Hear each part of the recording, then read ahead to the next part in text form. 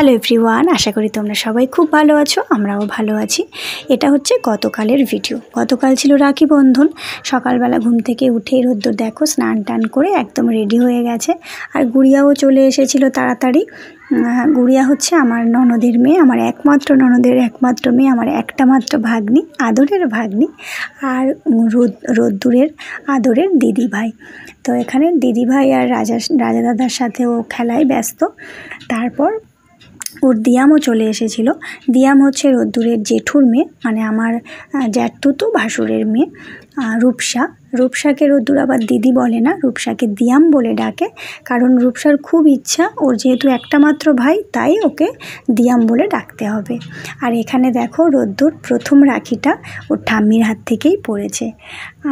রাখি পরানোর আগে ক্যাডবেরিটা দিতে হয়েছে, না হলে রাখি পরবে না। একটা মাত্র নাতি বলে কথা, যা আবদার করবে তাই তো পূরণ করতে হবে। আর এখানে আমার মা রোদ্দুরকে রাখি পরাচ্ছে, মানে রোদ্দুরের দিদুন। এবার রোদ্দুরের দিদুন যখন ওকে রাখি পরাতে গেছে, ও যে হাতে ওর ঠাম্মি রাখি পরিয়েছে সেই হাতে পরবে না, বলছে এখানে ঠাম্মি পরিয়েছে, তুমি বাঁ হাতে পরাও। সেই জন্য মা রোদ্দুরের বাঁ হাতে রাখি পরিয়ে দিয়েছে। মানে নাতিদের কত আবদার থাকে। হ্যাঁ, যাই হোক, আমি তো পাইনি, ঠাকুমাও পাইনি, দিদুনও পাইনি। তারপরে রূপসা ওকে রাখি পরিয়ে দিয়েছে। বসতেই চাইছিল না রাখি পরতে, তারপর ক্যাডবেরিটা হাতে ধরিয়ে দিতে চুপ করে বসে বসে রাখিটা পরে নিয়েছে। আসলে ক্যাডবেরি তো বাচ্চারা ভালোবাসে, আর ওর নজরটা প্রথম থেকেই ক্যাডবেরির দিকেই ছিল। তো যাই হোক, তারপর রাখি পরানো হয়ে যাওয়ার পর রূপসা যখন ওকে গিফটটা দিচ্ছে, ও নেবে না, কারণ ওর কাছে গিফট তো ক্যাডবেরি, ও তো ওটা পেয়ে গেছে। আমি বললাম একটু খুলে দেখা ভেতরে কি আছে, তাহলে হয়তো নেবে। তো দেখো রূপসা একটা কি সুন্দর বাস্কেটবল দিয়েছে। যদিও এটা কতবার যে খুলে ফেলেছে, মানে কাল থেকে আজ পর্যন্ত বহুবার খোলা হয়ে গেছে, আমি আবারও লাগিয়ে দিয়েছি।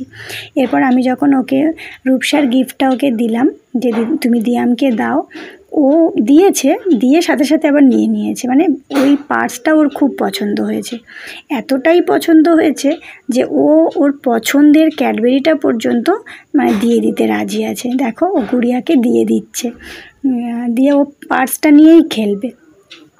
আমি আবার রূপসাকে বললাম পরের বছর থেকে আর ভাইয়ের জন্য খেলনা নিয়ে আসতে হবে না, ওর জন্য একটা করে পার্স নিয়ে আসবি। পার্স পেয়ে যখন ও এত খুশি হয়েছে, ওকে এবার থেকে ওটাই দিবি।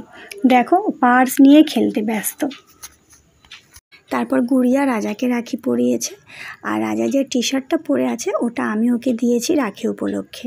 আমি রাখি পরাইনি, কিন্তু রাখি উপলক্ষে ওকে আমি গিফট করেছি। টি শার্টটা কেমন হয়েছে জানিও তো।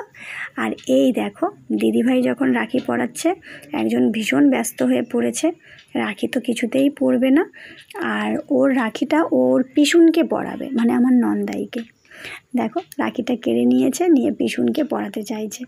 তারপর গুড়িয়া অনেক কষ্টে বুঝিয়ে, গুড়িয়ার তো মনটা খারাপ হয়ে গেছিলো, ভাইকে একটা মাত্র ভাই বলে কথা, ভাইকে একটু রাখি পরাবে, একটু সুন্দর করে ফটোশ্যুট করবে, কোনো কিছুই হলো না। আর রোদ্দুর যেহেতু বেলুন ভীষণ পছন্দ করে, সেই জন্য পিঙ্কা দেওয়ার জন্য আবার দুটো বেলুনও নিয়ে এসেছিলো। তারপর গুড়িয়া যখন ওকে গিফটগুলো দিয়েছে, গুড়িয়া ওখানে একটা টি শার্ট আছে, একটা ডেনিম হাফ যে শর্টসগুলো হয়, আর একটা পেন্সিল বক্স দিয়েছে। দেখো পেন্সিল বক্সটা খুব পছন্দ হয়েছে, কারণ ওটা হচ্ছে গাড়ি শেপ পেন্সিল বক্স। আর আমি ওকে যে পার্সটা দিয়েছি, সেই পার্সটাও কখন গিফটের তলা দিয়ে দিদিভাইকে দিয়ে দিয়েছে আমি মানে খেয়ালই করিনি।